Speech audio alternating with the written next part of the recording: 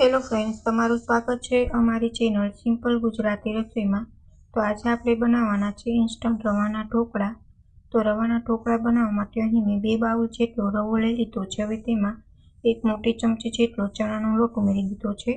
હવે ખાટી છાશ એડ કરીને આપણે બેટર બનાવી લીધું છે। તેમાં સ્વાદ અનુસાર મીઠું, આદુ લસણની પેસ્ટ અને સારી રીતના મિક્સ કરીને બેટરમાં હવે આ બેટરને આપણે 20 મિનિટ સુધી ઢાંકીને રાખી દઈશું, જેથી બેટરમાં સારી રીતના ફર્મેન્ટેશન આવી જાય। હવે 20 મિનિટ થઈ ગઈ છે। હવે આપણે અડધી ચમચી જેટલા બેકિંગ સોડા એડ કરી અને તેની ઉપર 1 ચમચી જેટલું તેલ એડ કરીને બેટરમાં સારી રીતના એક્ટિવ કરી લઈશું। હવે ઢોકળા બનાવવા માટે અહીં મેં બ્લેક પ્લેટ લઈ લીધી છે। તેમાં તેલ લગાડી લઈશું, જેથી ઢોકળા છે તે નીચે ચોટે નહીં અને આસાનીથી ઉકળી જાય।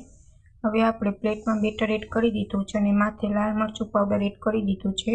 સ્ટીમર પણ ગરમ થઈ ગયું છે। હવે આપણે આ ઢોકળાને 20 મિનિટ સુધી સ્ટીમ થવા દઈશું।